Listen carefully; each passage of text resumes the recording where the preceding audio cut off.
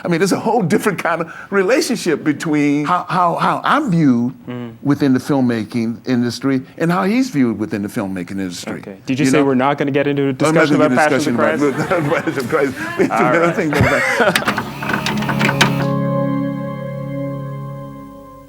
Ladies and gentlemen, please join me in welcoming Mr. Danny Glover. Thank you.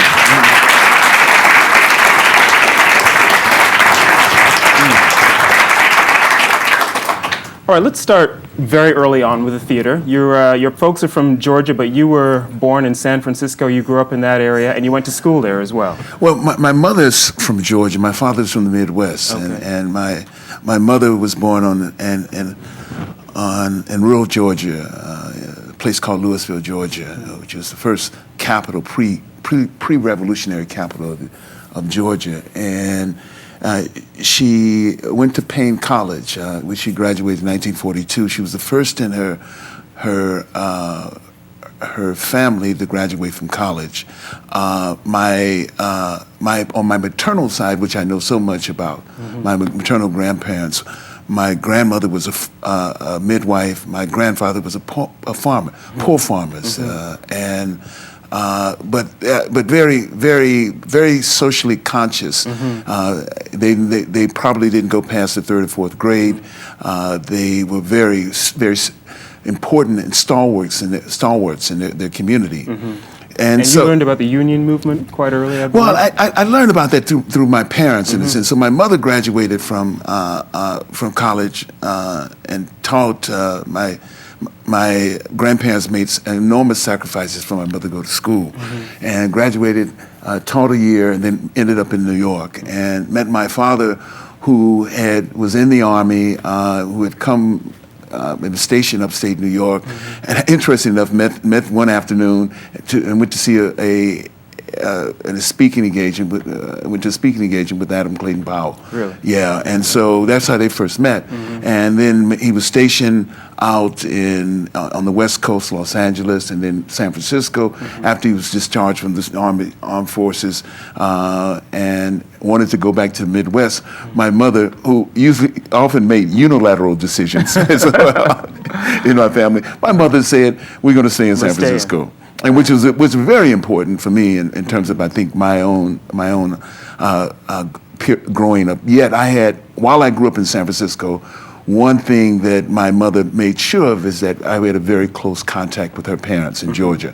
So periodically, for instance, when I was down there at 2 years old, I was actually left there for a period of time. I was actually nursed by my grandmother.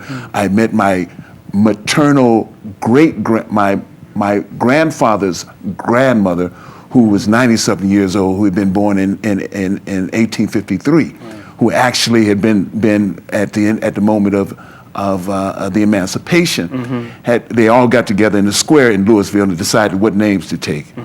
Now, do you remember when you went back down to Georgia, when you would go and visit your mother's family down there, what the difference was, what kind of differences you noticed from living in San Francisco? Oh, I mean, certainly at an early age, starting at the age of 8 and so on, you were faced with the signals, the signs, the symbolism of segregation. And a very, very rigid system of segregation, and it's part of the reason why my mother left the South, But as I said, my grandparents had to be visionaries because they made extraordinary sacrifices to make sure my mother and her sister and brother went to school. In fact, I always say that I'm probably sitting where I am because my mother did not pick cotton in September.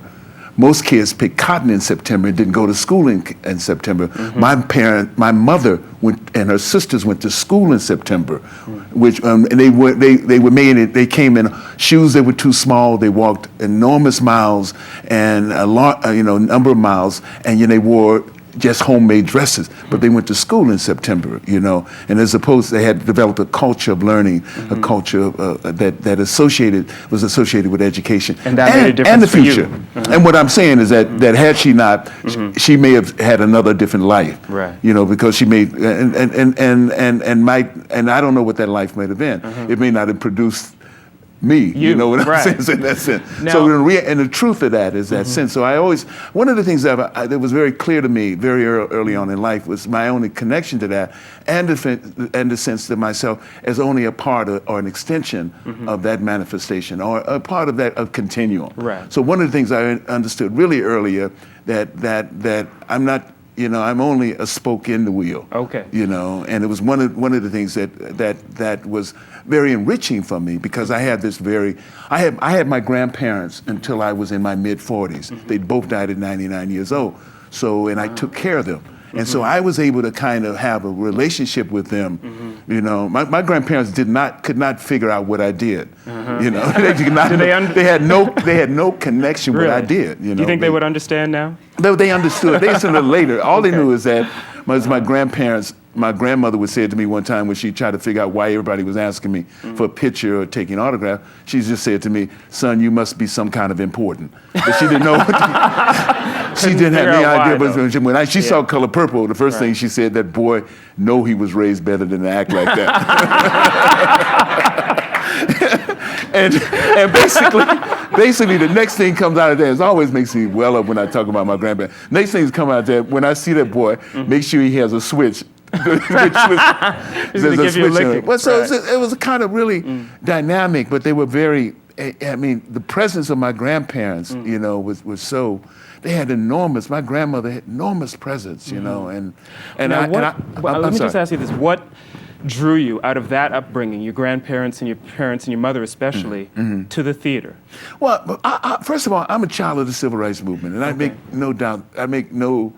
I tell you that from the moment on, that that from 7 years old, 8 years old, I've watched the process. Again, coming up in San Francisco, which was considered a liberal progressive city, then there were a number of opportunities for young people to really be, if not in some sort of vicarious way, involved with the movement. In some sense, you knew the movement was around you, and you celebrated the movement. And I think it's most important. You celebrate the movement, whether you're in my classroom or whatever, in junior high school and high school. There was a celebration of the civil rights movement. So I consider myself the child of the civil rights movement. So when I saw young people who were a part of the Student Nonviolent Coordinating Committee involved in marching, who were only a few years older than I mean, those were some of my first memories of people who I attached myself to. People like Fannie Lou Hamer, people like Stokely Carmichael, people like Bob Moses, and I can go on with a group of Hope It Wraparound. Those are the first people that I knew of in terms of because they were close to my age in some sense. So what really came is when I went to San Francisco.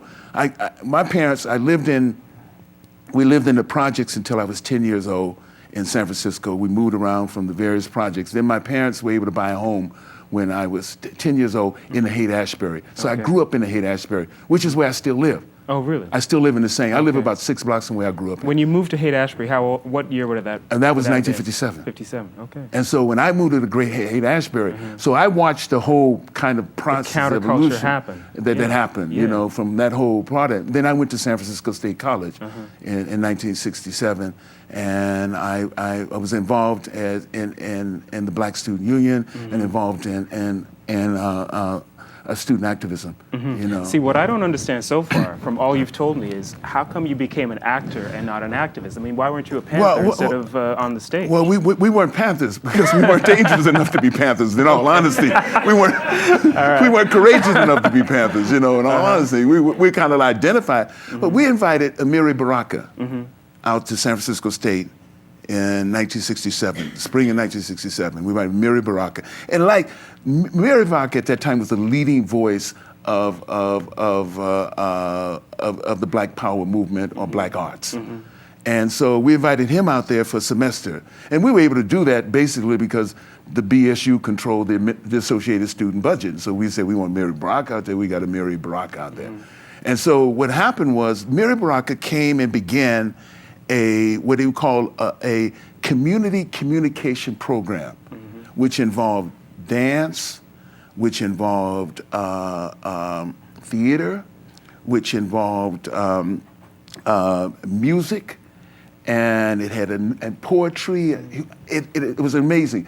People who got involved. So you have this collection of people who were involved, who were in San Francisco at the time. You have Ed Bullins out here, and you also have Eldridge Cleaver, who are both living at the Black House. So a number of the activities that were happening at the Black House. So you'd have Huey P. Newton to come and read poetry at the Black House in 1960. Every Thursday night or so, they would have poetry reading. So all of this was part of what I was a part of as a student. Or you have Sonia Sanchez, who was one of my teachers. She was a great poet. Yeah. She was a great poet. She was teaching and reading poetry at San Francisco State. So you had this enormous, in the midst of the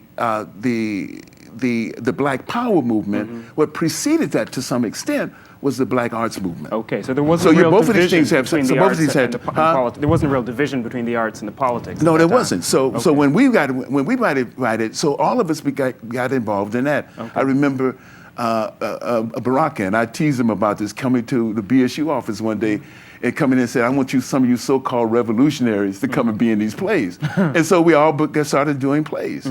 And so I began to do plays, and then I was appointed the Minister of Culture for the Black Student Union. Really? So I was the Minister of Culture. I hadn't done any theater at all, nothing at all. I was appointed the Minister of Culture of the Black Student Union. So, I mean, there were a number of people. Mel Stewart was around at that time, and Mel started an improv group. Mel Stewart is an actor who started an improv, who came out of improvisation. Okay. And so he started an improv group. I got involved with this improv group in the spring and fall of 67, 68, and I got involved with the improv group. Or still involved in the BSU. Then we had a major strike at San Francisco State, and we went out on strike in order to find or in order to encourage the development of the ethnic studies program, and also we went out on strike, interesting enough, in support of the Parisian students who had gone out on strike as well. Okay. So so there was a cold climate of enormous progressive internationalism that existed in the BSU. You know, and it wasn't, what's interesting with this BSU as opposed to Black student unions around the country was that it was not a narrow nationalist organization. Right. So you can embrace the ideas of we had very strong relationships with Asian American students, African students. My first contact with African students was when I was from Nigeria and from Sierra Leone. I remember I dated a woman, a young student from Sierra Leone, Liberia, was a student there from Rhodesia at the time. So we had all these students who came at the time, at the time, and so we were all influenced by that, and no doubt about it that I think San Francisco State was, in terms of its progressive politics, was very unique in that sense. Okay. You know. Let me jump ahead to New York, and you did the Athol Fugard play. Yeah. Master Harold and the Boys, and that was a real breakthrough, a turning point for you. It got you a lot of attention, and I want you to just tell us a little bit about choosing to do that particular play from a South African playwright and what it meant for you at the time. Well, first of all, I went from about 1970 to 1973, I finished school. I majored in economics. I finished school and I started working in community development. So I worked in some of the neighborhoods that I grew up in, Betrayal Hill, Hunters Point, and the Mission District. And so I worked in there. And so when I came back to doing theater again, I became involved with an improv group which led me into the American Conservatory of Theater. The person I met was critical in really my own development, and I'll say this to this day, was Zay Smokai. Zay Smokai was the first person who got me involved in dealing with accents. Right, great South African actor. Great South African. So Zay Smokai, and so Zay Smokai became, in fact, our daughters were born in 1976. Our daughters were born the same months within about a few days of each other, you know? And so that was the first step, you know, because now, once I had Fugard, which is, to Zay's credit and to a great friend of mine who's still a friend, we work together still with a theater company called Roby in Los Angeles, Roby Theater Company, Ben Guillory. We began to work, Fugard was my vehicle. It was because I could not only learn the craft of acting, because the writing was so amazingly strong, but I could also, in some sense, determine or say whose side I'm on in the world through the work. And so that was very key to me, you know. In some sense, it's almost a kind of evolution from doing the agitprop theater I did when Baraka was out of San Francisco State, and an extension of that to coming into and learning the craft of acting, using the vehicle, using the great work of Adolphe Fugard. Now, we know what happened to South Africa since. We know the progression towards democracy, but at the time, was it risky? Was it politically risky to be doing South African plays? I'm gonna tell you, when I did Sizwe Banzi is Dead in 1977 with Carl Lumley, we raised money for ZANU. we raised money for. We did it at a place called the Eureka Theater, and we'd raise money. We'd often use that as fundraisers, you know. And I think in San Francisco, it was very good, important. Then for me, at the same time that I was doing it, I was working with African Liberation Support Committee at the same time. So there was a kind of way in which, you know, art became useful in a way, in a sense. So in some sense, you don't think about where you're going to go with this at some time, and then you would begin to make choices, you know. So I knew that for me to have some kind of a sense of myself as an artist, I had to find work in which I grew, but also in which it was politically important for me to do that work. It was important for me to do that work because of my own evolution. This is interesting to me because, you know, not knowing your whole history until I began to do some research, and a lot of you might not have known a lot of this as well. We see the political activism now, but it's interesting to know that was always a part of what you were doing from the time it's not, you were very, very young. I mean, I majored in economics mainly because when I was 20 years old, I read Julius Nyere's African Socialism. You know, the thing about when I was in school, we would read Fanon and Senghor, Leopold Senghor. We would read Amit Césaire, and we would read Nkrumah. We would read Mandela. We had read all these people and have political discussions about them. So they were all part of my own consciousness long before, I decided that I was going to be an actor. Okay. You know? All right. Well, then we have to talk about Hollywood now. Because that's kind of a leap, I would think. I mean, for a man with your kind of political conviction, doing theater, connected to the community, connected to the world, really. What drew you from the theater, from the stage to movies? Well, it's interesting. It's almost like a part of the progression. I mean, at some point, you're in San Francisco, and as much as I love San Francisco, you either make a choice where you're going to stay in San Francisco or you're going to move on, you know? And so the choice I made was first to go down in Los Angeles. And so happens that Carl Lumley and I did The Island, Fugard's The Island in Los Angeles in 1978. 1978. I mean, by then I worked 6 years in community development from January 19, well, actually, I did 6 months at the Berkeley City Planning Department in the fall of 1971. Then in January 1972, I went to do work with the City of County of San Francisco. So I worked for 6 years until the end of 1977, you know, when I left the job and began to pursue acting full time. So Carl and Lumley and I had done Sizwe Banzi is Dead in 77. And we both ended up in Los Angeles, and we got an opportunity to do The Island. And we both, automatically from The Island, we both got Theater World Awards, and we both got agents out of that. And so you start a whole nother process right now in that sense. And then I ended up going back to New York in 79 and doing Blood Knot off Broadway. Then I did off Broadway.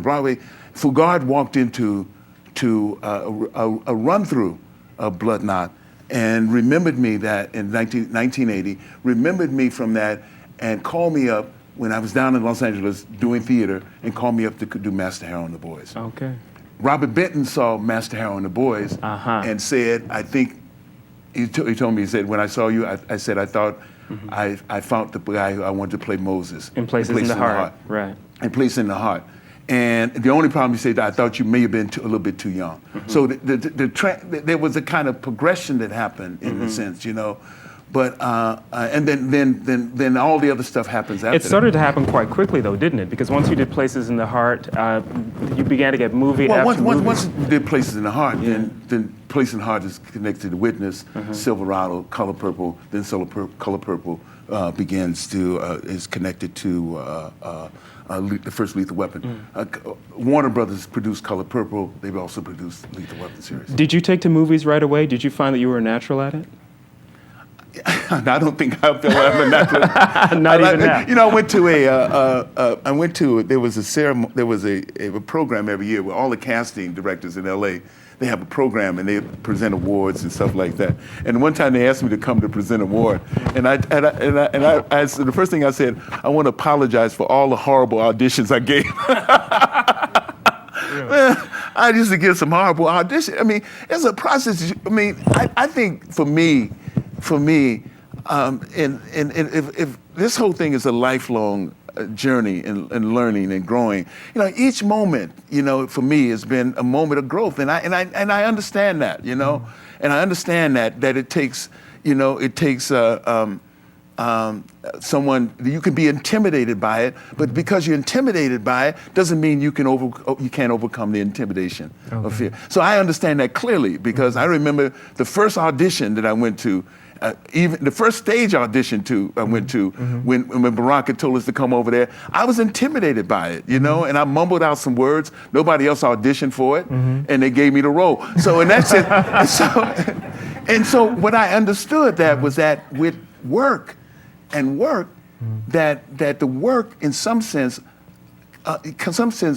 kind of like ease my own anxieties and own fears. And so at some point in saying, I knew that I would find some way to overcome whatever way I felt intimidated by going in, you know, by auditioning for a film or whatever, because it was a new phenomenon. I have no reference in my life for doing that. I have no mother or father or sister or brother or aunt or uncle who was doing this, did this, and then were able to kind of translate or in some sort of inspiration. So in that sense, that I always feel that, you know. So whatever I go into, I accept the fact that I don't know everything, and that I'm gonna learn a great deal from the process of learning. And so, in fact, I try to imagine myself not where I am, but where I'm gonna be. Okay. You know. That's interesting, because it feels like you've always tried new things. You've taken on new challenges every step of the way. Yeah. At a certain point, I think, after the Lethal Weapon movies, you could have gone just to be a movie star and acted in, you know, lots of big action movies. But I want to ask you about To Sleep with Anger, because you executive produced that film, and that marked a change, I think, in your career. I heard somebody say yes back then. Well, you know, it was very interesting, because I had done. You know, sometimes somebody has to come to you with something. There's a woman I want to give credit to, a woman named Susan Streifeld. And when Carl and I did The Island at the Matrix Theater in LA, we would run the play 3 nights, and there was a woman named Susan Streifeld, very tall woman, she's about as tall as I am, was directing a play. So I met her. And we'd often talk, the three of us would often have dinner after performance or whatever and talk. Well, Mel and I presented at the Oscars in 1988. Mel and I presented. Who did I run into but Susan Streifeld? She's at the dinner after. I said, well, it's interesting. What are you doing now? I'm an agent. And I got 2 projects that I want you to do. That I think this is the kind of work that I think you should be doing. One was To Sleep with Anger.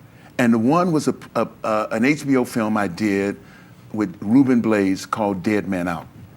We shot it in Montreal, you know, which focuses on the death penalty.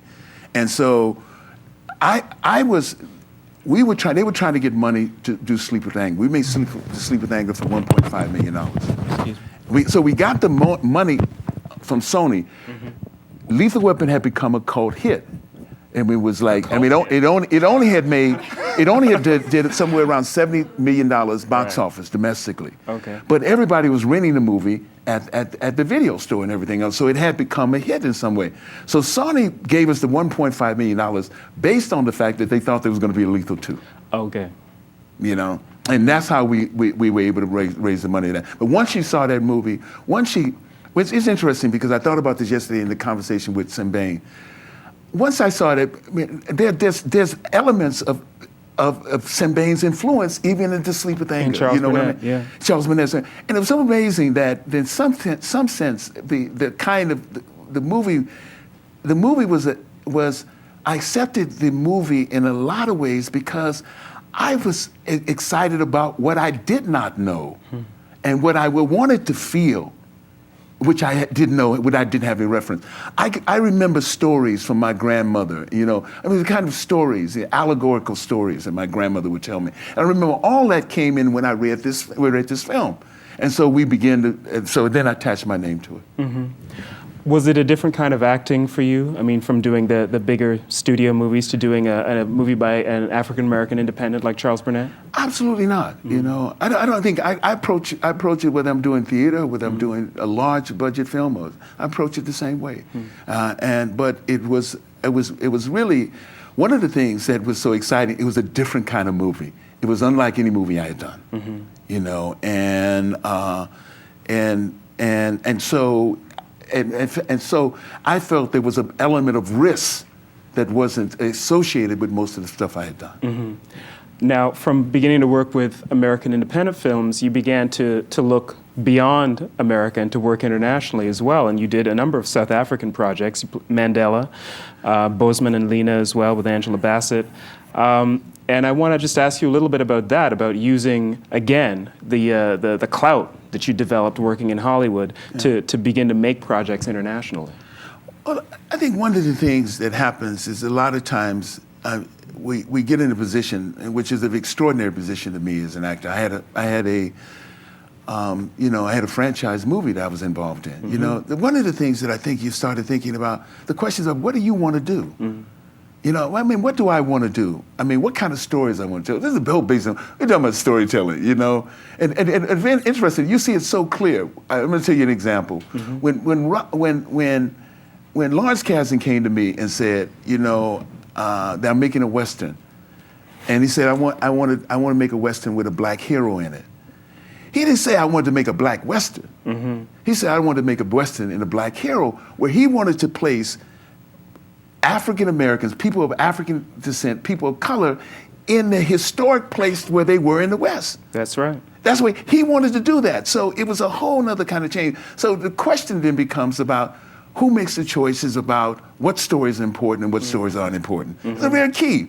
What values are important and what values, what people who are dismissed are placed, who put aside in the story of life, and what people are anointed in the story of life. And that's essentially what it's about, you know? When you begin to say, what kind of choices that I want to make are based upon whose side I'm on in the world, then I begin to kind of shape as much as I can, because you knew you had to do certain things, as much as I can, my career about that. And I knew from the outset that I wanted to do stuff connected with the continent. There was no there was no dilemma about that, you know.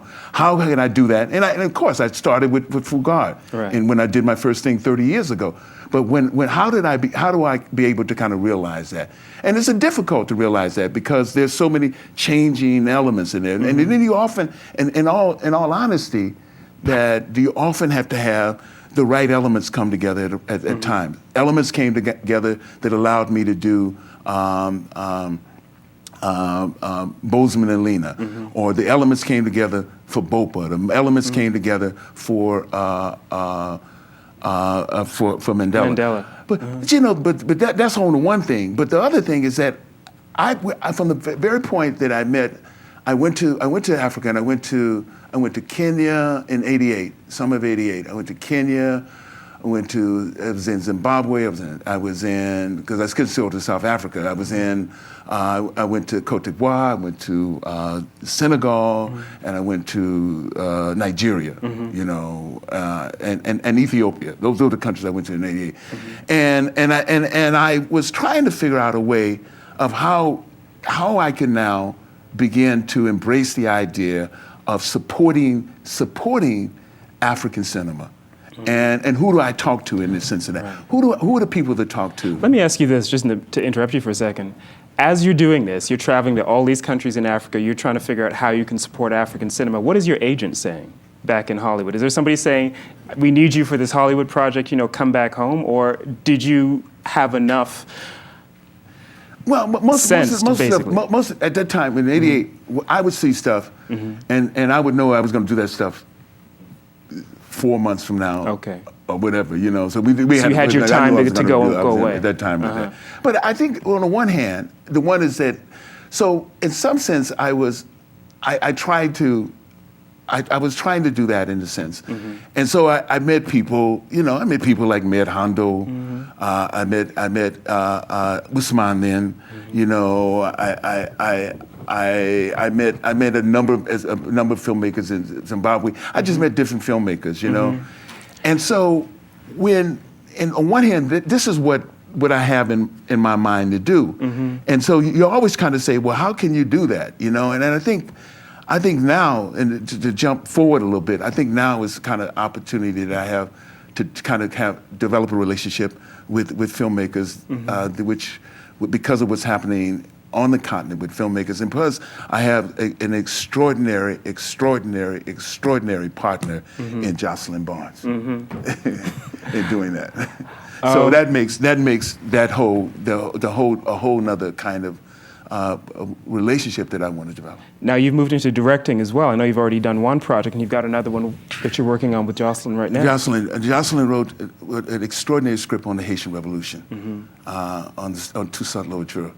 And you will be directing it? And I will be directing it. When will that happen? We want to make this happen in the fall, in the winter of next year. Okay. The end of next year. End of next year. All right. End of next year. Not a minute too soon, because that's, as we were saying earlier, that's a story that just has not been told on the big screen in this kind of a way. It's one of those stories. It's one of those stories that when you talk about who makes the choices of what stories are to told or to be told. And whose lives are important, and whose history is important. And certainly, one of the things, as we progress from that event on, is that the remembrance of that period diminishes more and more. It is one of the most extraordinary things that happen in human history. First of all, second of all, it happened in the midst of two other revolutions that the other two revolutions you're always talking about, the American and French Revolution, but this is one revolution that you won, and yet it went further than either one of those revolutions. It defined a whole nother criteria for liberation. You've since moved also to work with other directors internationally. You were working with Lars von Trier recently on Manderley, I understand. Yeah, I wanted I'm to curious about that one. Huh? Because he's kind of notorious as a director who's very demanding, shall we say, on his actors. That's what I hear. You tell me. I think he was. I'd never been, I'm going to say this to it, I would never have been a glorified extra. I can't remember what I was doing. But I had a great time working with Lars Ventura, and I think it's going to be the movie's going to cause a great deal of which is supposed is going to raise the level again. It's going to cause a great deal of discourse. Now this is the second in his series, a trilogy set in America, and this one's set in the slave era, and it's about slavery, as I understand. It's about the period, a very interesting period, because all his movies take place. The three trilogies, I think, take place in the early stages of the 20th century in America, really the 20s and the early 30s, So it's going to be very interesting how he chooses that moment as a defining moment in American history, because it's a period with extraordinary expansionism that happens in terms of American history. The period, the first, just at the time of the first world crisis happens at that particular point. And here you have this America with all this extraordinary technology, this image of being this beacon of freedom, et cetera, and yet you have all these underlining contradictions within this America that envisioned itself in a certain way. So I think on the one hand, if I was able to stand back and look at the film and look at his film, and certainly Dogville was certainly was in some sense framed in that way. It sounds like there's going to be that kind of division between the American ideals and how America actually lives in the real world, which is something that I think all Americans are facing right now, and the world is looking at America to see if it's living up to its ideals. Well, one of the things that often we haven't been able to, we can, there's one thing, Usman said, speeches don't make action. You know what I'm saying? You can make the speeches, but that doesn't mean they come into action. There's one thing with these extraordinary ideals. And one of the successes that struggles have had in America is to have been positioned in such a way to make them live up to those ideals, each struggle. So these ideals are there and still remain. I think it's important to understand that they're lofty ideals, but as we see fascism and obviously the police state encroaching, then we question those. And do we have the courage as ordinary Americans who go to the poll and everything else, who live, do we have the courage to question and to stand up when we see those ideals unabashedly just dismissed and thrown aside? Now, we're seeing you make the headlines now more and more for your political work.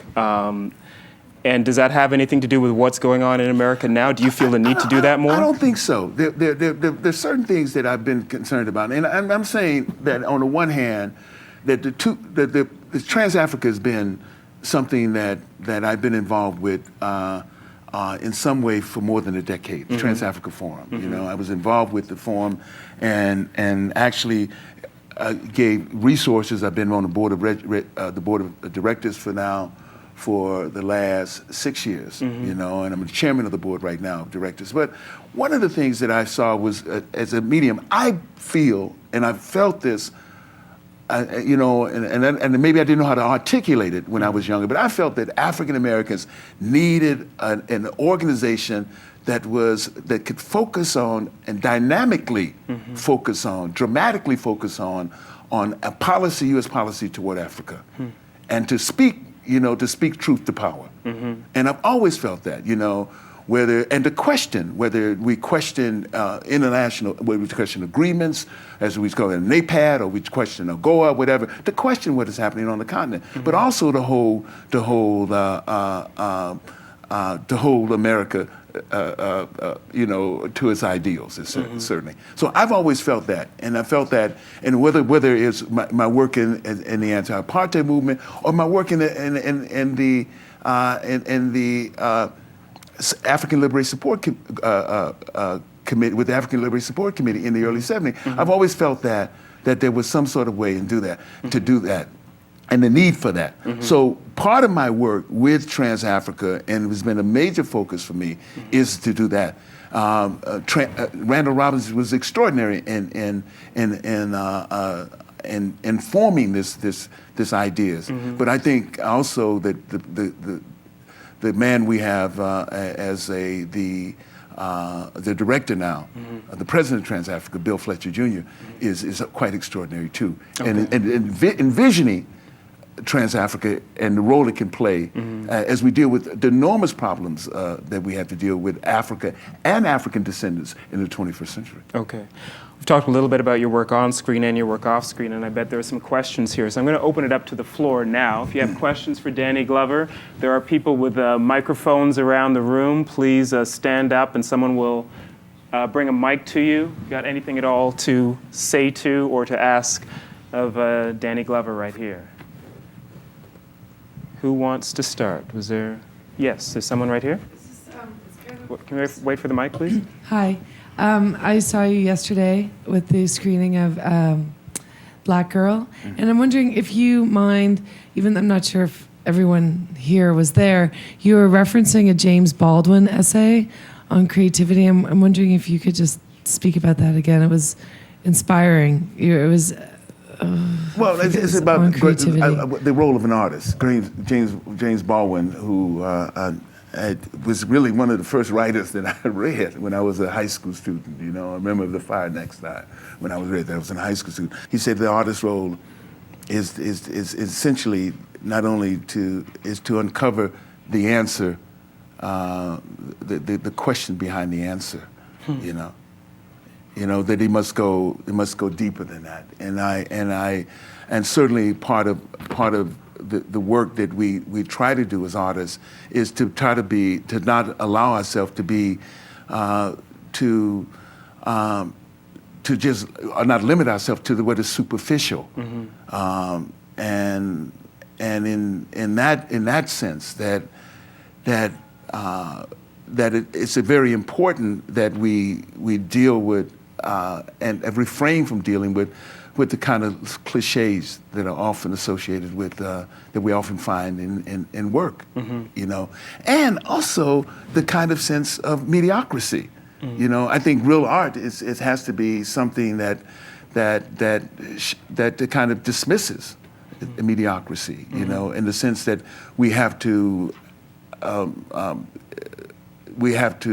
function on the lowest common denominator. Other question? Yes. Hi, Danny. I've got a question. Can you give us your thoughts on this current state of African American cinema? Has it been a fulfilled promise or a squandered opportunity? But it's a question about the question. What do you mean by opportunity? If the question has really been an opportunity there, you know, and I don't think there's really been an opportunity there. You know, I think that at moments in time there seems to be a facade of some sort of opportunity. You know, that. The question is that always the question is that, and is that I see is that, like, who do you anoint as filmmakers is very important. You know, what choices do you anoint as filmmakers? Do you anoint Julie Dash or do you anoint someone else? You know, and certainly how do you? One of the things that I find that is important and it's important to understand that, and that one of the things that we have to support is a kind of disclosure with some sort of sense. When we say, yeah, I embrace films that are made. In fact, I did a film, Cookout. I embrace those films, the barbershop films, but there has to be another kind of way in which you see African American cinema. And you know, I mean, I made an analogy, and I'm not going to get it. I'm just going to say this one time, and I'm not going to get into a discussion about this film. But I made an analogy. Somebody's asking me. I mean, we're arguing about, you know, the barbershop on one level, and you know, and some people ask me what I think about the barbershop, and on another level, Mel Gibson is talking about his ideas around Passion of Christ. I mean, there's a whole different kind of relationship between, you know, how I'm viewed within the filmmaking industry and how he's viewed within the filmmaking industry. Okay. Did you say we're not going to get into a discussion about Passion of Christ? So what I'm saying is that on the one hand, if you look at our relationship with that, we're still second place or second team, huh? Well, I'm not sure what needs to happen. I know that on the one hand, that perhaps if we see ourselves in our relationship to film globally, then we open up a whole other kind of relationship that we have to film. If we see our relationships not only to what happens within the immediate paradigm or corridors that are set aside for us, whether it's happening in the inner city or whether it's happening in the rural side, if we see ourselves in a different way, perhaps we can open up a whole nother kind of relationship that we have. And we empower ourselves in a different way. Danny, we've never... I'm sorry, go ahead. I mean, the question is that we have to try various things, and we have to talk about the issue, and really talk about our issue, and not have our issue align with the fact that this particular star is getting $20 million and $25 million, that this particular star gets this particular money, and so therefore there's nothing to talk about in terms of this industry, and in terms of our relationship to this industry. You know, of course, you need people. We need people with a certain kind of vision, and people kind of vision is out there. I mean, the young people have this kind of vision. How do we nurture their vision is another question. So in some sense, we have to nurture a different kind of vision about our relationship with films. And our relationship with films vis-a-vis the global situation, the global situation we live in. Okay, quick question. We've never seen you in a Spike Lee movie. Uh-huh. Why is that? That's another question I don't want to answer.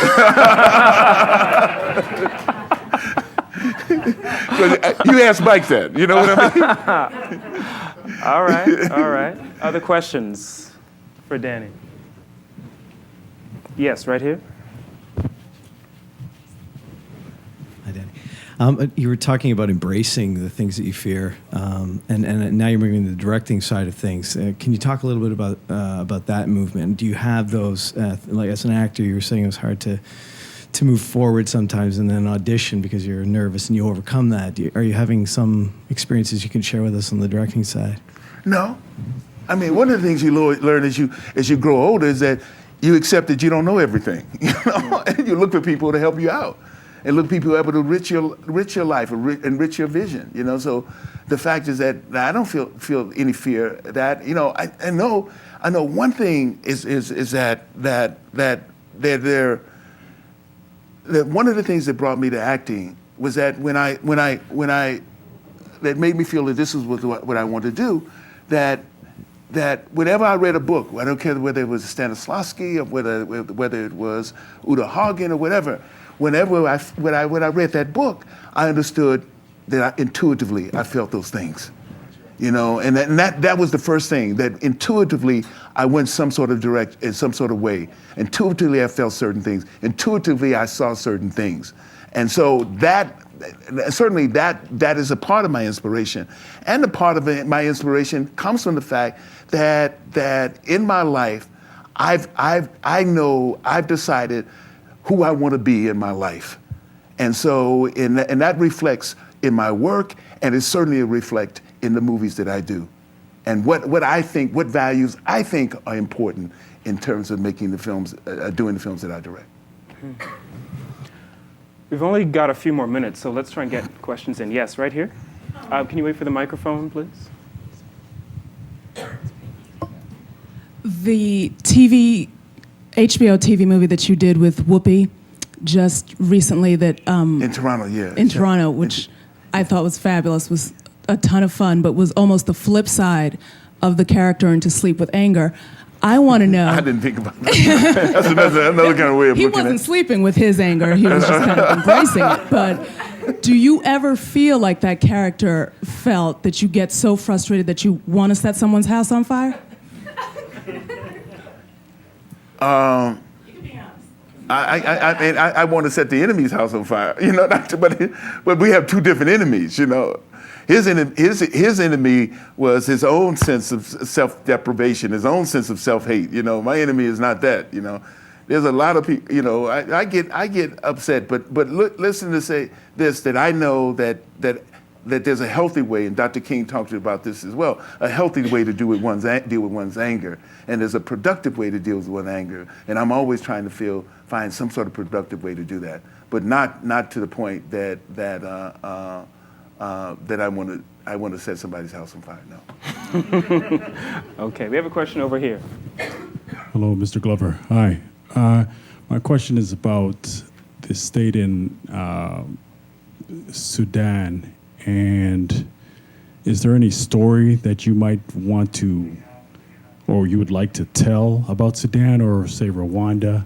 How, you know, this festival, there's, you know, like Hotel Rwanda, they're talking about the story that's happening over there. Is there something that is there a story in Sudan? No, I know there's a story in Sudan, but is there something that you might want to talk about? Because I know that you have been a part of the system in protesting, like in the United States. Is there a film to be made out of it? I don't know, but and I'm not even thinking about that. I'm thinking about how we can rescue this situation. Is there a message you want to get out about what's happening in Sudan right now? Well, I think that we all need to care about what's happening in Sudan, and we all use whatever effective ways we can to pressure the Sudanese government, and also pressure the United States government as well, to support the initiatives of the African Union, you know. And I think we have to empower the African Union at the time. We may have, only by empowering the African Union can we figure out what it's really about, you know. Is it going to be just speeches, or is it going to be about people finally taking action? Okay. You know. The question back here. Hi. I know you're an actor, and so you must have experience in the film industry. The film industry itself is kind of difficult to get into, whether it's acting or, you know, going into music or news or broadcasting. Do you have any advice for students who are looking to get into the industry? I mean, each one of us comes to this industry in different ways, but certainly the underlining for all of us who remain in it over a period of time is our passion for it, you know.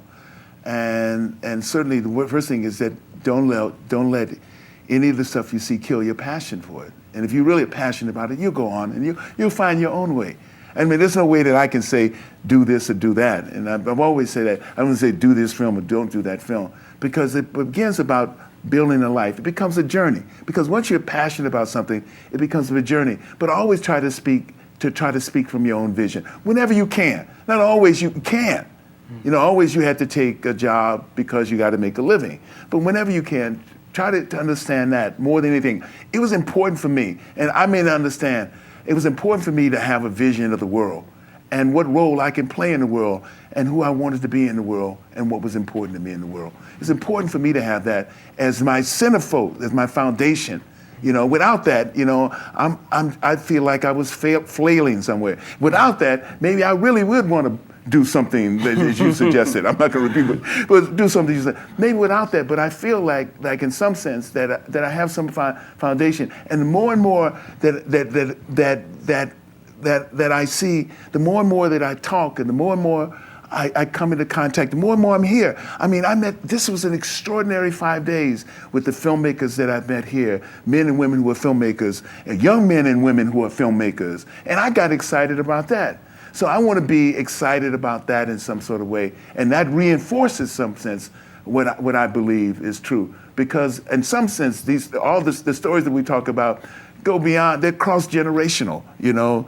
And so I've met filmmakers here, I've seen films here that have been encouraging to me, and it's been extraordinary, you know, to bring you here. And as Noah said, we had lunch with him, he was happy about, the co-director, he was happy about the presence of African Americans and people of color here at this film from all around the world. So that was elevated. It's elevated the whole film festival in a different way, I think. I don't think every other film festival is going to have to catch up with the Toronto Film Festival now and what it's trying to do. They had to take another step forward, you know. Okay. Yeah. Danny, we're out of time, but thank you very much for joining me. Thanking Danny Glover. Okay.